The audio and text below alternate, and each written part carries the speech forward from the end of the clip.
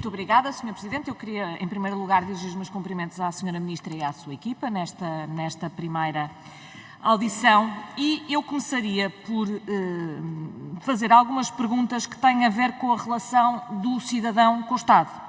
A Sra. Ministra já respondeu a muitas perguntas aqui sobre a administração pública e, sobretudo, sobre funcionários públicos, absolutamente legítimas e relevantes, mas cada partido tem as suas prioridades e, do meu ponto de vista, a prioridade aqui e a prioridade na sua tutela deve ser a relação dos cidadãos com o Estado, sejam esses cidadãos funcionários públicos ou não. E, de facto, a Sra. Ministra tutela uma área importantíssima, que é a área da simplificação do Estado, no caso do Estado Central, e também uma área que indiretamente se relaciona com esta, que é a área da descentralização e do poder local, que tem a ver também com a relação do cidadão com o Estado e com as autarquias. E sobre esta matéria, muito há, de facto, a perguntar. A primeira pergunta que eu gostava de lhe fazer tem a ver com o programa Simplex e ao longo da última legislatura eu acompanhei. O objetivo de simplificação do Estado eu creio que é transversal e acompanha muitas bancadas, chame-se Simplex, chame-se outra coisa qualquer. Mas a pergunta que eu gostava de lhe fazer, nós estávamos habituados a um conjunto de ações muito concretas que faziam parte desse programa, eu gostava de saber se isso se mantém e se haverá novas ações. E depois gostava de lhe perguntar sobre o gestor do cidadão, porque ele de facto aparece na nota explicativa e a Sra. Ministra falou dele e eu confesso que eu acho esta figura um tanto estranha, Sra. Ministra, eu quero perceber o que isto é. Porque, do meu ponto de vista, o Simplex deve ter como objetivo, como o próprio nome indica, simplificar a relação do cidadão com o Estado. E nesse sentido, isso não deve ser exatamente contratar assessores para ajudarem as pessoas a lidar com a complicação do Estado. Porque, veja bem, as pessoas pagam, os contribuintes pagam impostos para terem, como é óbvio, como contrapartida, serviços públicos, bens comuns, estradas, hospitais, etc, etc, etc. A par disto, também acontece, e acontece com todos os Estados, que haja burocracia. Burocracia, complicações desnecessárias, enfim, que haja entropias nesta relação. E o que se espera de um programa como o Simplex é a simplificação, é que faça desaparecer isto que está a mais e que complica a vida a toda a gente, às pessoas e também ao Estado. Não se espera que se mantenha este estado de coisas e ainda se vai cobrar mais impostos para contratar assessores para ajudarem as pessoas a lidar com a complicação do Estado. Aquilo que se espera do seu Ministério é que simplifique o Estado, não é que contrate assessores para ajudar as pessoas a lidarem com a complicação do Estado. E, deste ponto de vista, eu quero entender o que é isto. Estou eu a perceber bem ou não estou a perceber bem? Porque, repare, nós temos sido confrontados com muitas áreas em que os serviços públicos são profundamente ineficientes. Eu dou-lhe um exemplo, que é um exemplo grave. Atrasos nas pensões aumentaram e muito na anterior legislatura. Há pessoas que, algumas até para pedirem a pensão, já não estão a trabalhar, que esperam e desesperam por uma pensão. A justificação que o Governo tem sempre dado e que não me parece aceitável é que há falta de pessoal. Não me parece aceitável até porque havia um processo de informatização que devia ter sido continuado e não foi. Agora repare uma coisa, diz-me que, e diz o Governo, por um lado, que há atrasos nas pensões porque não tem pessoas, não tem funcionários para processarem as pensões. E depois vai contratar gestores do cidadão para ajudarem os pensionistas a lidar com aquilo que os serviços públicos não fazem direito. Bom, eu acho que, sendo os recursos sempre escassos, então convém aplicá-los naquilo que é mais prioritário e não propriamente naquilo que é secundário. Bom, isto, em primeiro lugar, eu queria perceber o que é, afinal, o gestor do cidadão. Depois, em segundo lugar, descentralização.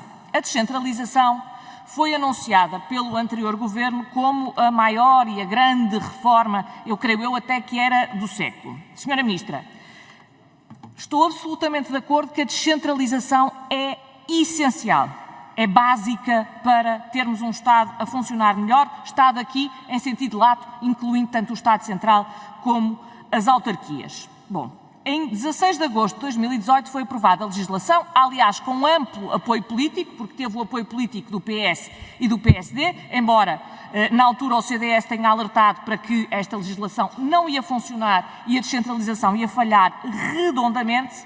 Foi aprovada a legislação, dizia eu, que era para ser posta em prática com decretos regulamentares, alguns em setembro desse ano, não foi, e aquilo que está previsto é que em 2021 a transferência seja feita para todas as autarquias e não apenas para aquelas que aceitam a transferência de competências. Bom, o que eu lhe queria perguntar é o ponto de situação deste processo, porque nós estamos em janeiro de 2020, temos autarquias que aceitaram todas as competências, temos autarquias que não aceitaram nenhuma competência e temos muitas autarquias que aceitaram algumas e não aceitaram outras. Temos também um conjunto significativo de autarcas que se juntou numa sessão conhecida pela declaração do Rivoli, quando estiveram a discutir a descentralização, dizendo que o que querem é um adiamento da descentralização. Bom, eu acho que o que todos queremos é uma descentralização bem feita. Estes autarcas dizem que querem um adiamento porque não querem receber competências sem saberem exatamente como as vão poder exercer e com que recursos. O Governo tem vindo a dizer que está a avaliar a situação. Aliás, a Associação Nacional de Municípios disse-nos que a Sra. Ministra estaria a fazer um levantamento e um mapa. Não tenho nada contra esse levantamento e esse mapa, muito pelo contrário. O que eu gostava de lhe perguntar é se não o encontrou. Porque aquilo que se espera quando temos um Ministro durante 2 a 3 anos a anunciar a maior reforma do século e a dizer que está tudo preparado, o que eu esperava é que a Sra. Ministra encontrasse alguma coisa preparada para aplicar. Não se esperava que a Sra. Ministra tivesse agora que andar a fazer o trabalho que devia ter sido feito antes da aprovação da legislação e não depois. Portanto, quero saber se isso existia ou não existia. Por outro lado, também houve declarações do Governo. Queria confirmar que é de facto a Sra. Ministra que tutela esta área, porque a Sra. Ministra Ana Brunhosa também fez declarações e compreende isto. Para haver responsabilidade política, nós temos que saber a quem pedimos as responsabilidades. Eu, do que percebo da orgânica do Governo, é um bocadinho, não sei se será preciso aqui um gestor do deputado para nos ajudar a navegar na complexa orgânica deste Governo, mas gostava de saber se a descentralização é mesmo com a Sra. Ministra e queria saber, vai haver descentralização para todas as autarquias em 2021? E que dinheiro é que vai estar afeto a esta descentralização? E quando eu lhe pergunto que dinheiro, eu quero deixar muito claro que, ao contrário de muitos outros partidos que ouço aqui falar, nós não achamos que a descentralização deva ou possa implicar um aumento de despesa. O dinheiro que passar para as autarquias, pode haver um processo de transição, mas o dinheiro que passar para as autarquias é precisamente também porque as autarquias o gastarão melhor e de forma mais eficiente. E, portanto, o dinheiro que passar para as autarquias, as competências que passarem para as autarquias têm que, obviamente, deixar de ser gastas e deixar de existir no Estado Central. Aquilo que nós conhecemos do processo basicamente significa que ele está quase na estaca zero. O que eu quero saber é se há um mapa, se há um plano e se há finalmente datas e perceber o que é que vai mudar no Estado Central e o que é que vai passar para as autarquias. Obrigada. Obrigado, Sra. Deputada. Palavra à Sra. Ministra. Muito obrigada, Sra. Deputada. Começando pelo que me perguntou primeiro, bom, sim, o Simplex costuma ter um conjunto de ações concretas, o próximo que estamos a trabalhar terá também. Podemos rever um pouco o modelo no sentido de perceber se é melhor ter um número maior de ações ou ser mais focado em 2 ou 3 apenas em cada uma das áreas. Isso, eu não estou a dizer que o modelo vai ser exatamente igual, mas seguramente que terá ações concretas. Aquilo que se quer dizer com a figura do gestor é ter alguém, por exemplo, nas lojas do cidadão, que apoie, isto vai ser dizer, que apoie na entrada, no primeiro acesso, por exemplo, pessoas que têm dificuldades ao nível da tecnologia. Eu vou-lhe dar um exemplo, nos espaços de cidadão já é isso que se faz hoje. Nos espaços de cidadão, numa lógica de proximidade e de inclusão, o que se faz é ajudar pessoas que não conseguem fazer, por exemplo, através da tecnologia, coisas que nós hoje fazemos com o smartphone e que não o conseguem fazer, e que têm lá alguém que tem formação da Agência para a Administração Administrativa para os ajudar a fazer isso. Mas é também fazer uma outra coisa, eu há pouco não, acho que foi na minha intervenção inicial, falei em centros de competências. Nós estamos a pensar criar durante 2020 3 centros de competências, um deles é exatamente no atendimento ao público, criar centros de competências no atendimento ao público. Todos estamos de acordo que despachar, é diferente estar num balcão a atender pessoas ou estar a fazer trabalho mais de back-office, e é essa a ideia que temos, é de dar também ferramentas e formação para competências para quem lida diretamente com o público. Achamos que isso pode ganhar-se muito com isto. E, portanto, numa simplificação dupla de processos e de acesso, e simplificar o acesso, é essa a ideia do gestor. Não é, naturalmente, uma ideia literal de ter alguém, embora, se tivéssemos alguém da administração pública a quem cada um de nós pudesse ligar para nos tratar de todos os assuntos, até pudesse ser uma ideia interessante, mas naturalmente, senhora deputada, naturalmente que não era esse o sentido da ideia, era este sentido. Formar pessoas num centro de competências para o atendimento, ter um ponto focal nas lojas do cidadão, numa primeira fase em projeto piloto e depois desenvolvendo, que sejam a porta de entrada na administração pública, do cidadão para a administração pública. Descentralização.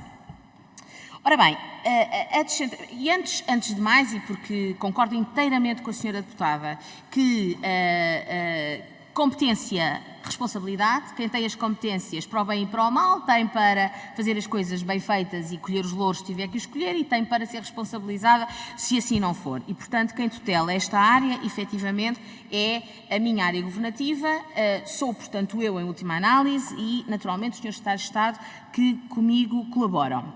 E disso não há dúvidas e ninguém no Governo, e espero que a partir de agora, pelo menos a partir de agora, também fora do Governo, ninguém tenha essas dúvidas. Uma coisa lhe garanto, os autarcas não têm. E, portanto, os autarcas sabem quem fala pelo Governo nesta matéria. Além, naturalmente, do Sr. Primeiro-Ministro, mas em termos de ministros. Aquilo que queria dizer é isto. Aquilo que estou a fazer neste momento, com o Sr. Secretário de Estado da Descentralização da Administração Local, é ir a todas as CIMs, que é a maneira, digamos assim, mais ágil de contactar com os 278 autarcas do continente, para perceber qual é o ponto da situação, porque não há um ponto da situação verdadeiramente, ou melhor, haverá um que depois nós vamos fazer globalmente, mas tem que ser visto em filigrana. Estamos a fazer um trabalho mesmo, quase caso a caso, para perceber quais são as principais entropias. Depois chegamos a concluir, e é exatamente esse trabalho e esse input que nos vai ajudar, que há muitas dificuldades que se repetem, e é por isso que vamos conseguir identificar um conjunto de medidas para atalhar, para resolver essas dificuldades. Portanto, é esse levantamento que está a ser feito, porque aquilo que eu acho mesmo que a descentralização precisa no ano 2020 é trabalho. Não é tempo, é trabalho. E nós já conseguimos, estando nós ainda a menos de metade desse roteiro, já conseguimos identificar 3, 4, 5 medidas que terão um efeito agilizador muito importante. Um tem a ver com aquela centralização da gestão do decreto-lei relativo ao património devoluto, que há pouco já referi. Outra tem a ver com uma parceria para a formação autárquica. Outra tem a ver com a negociação, o trabalho aqui diretamente com algumas autarquias que manifestam o interesse em ter mais competências do que aquelas que constam da própria legislação. Falou da declaração do Rivoli, uma das coisas que lá foi dito, não sei se está ou não da declaração, porque eu ainda não a li, não me chegou, só sei o que sei pelos jornais, mas uma das coisas que foi lá referido é que muitas autarquias até queriam mais do que aquilo. E isso é perfeitamente possível. A legislação tem uma transferência universal num conjunto de competências, mas a lei das autarquias locais dá norma habilitante ao Governo e às autarquias para contratualizar mais em cima disto. Eu dou-lhes um exemplo. Eu antes, enfim, na educação, nós já tínhamos encetado um trabalho com as 14 autarquias que têm programa a aproximar para manter muitas das coisas que estavam no contrato interadministrativo em cima, se me permitem a expressão, da base que tinha sido aceita através dos decretos-leis, e isso é uma das coisas que vamos fazer.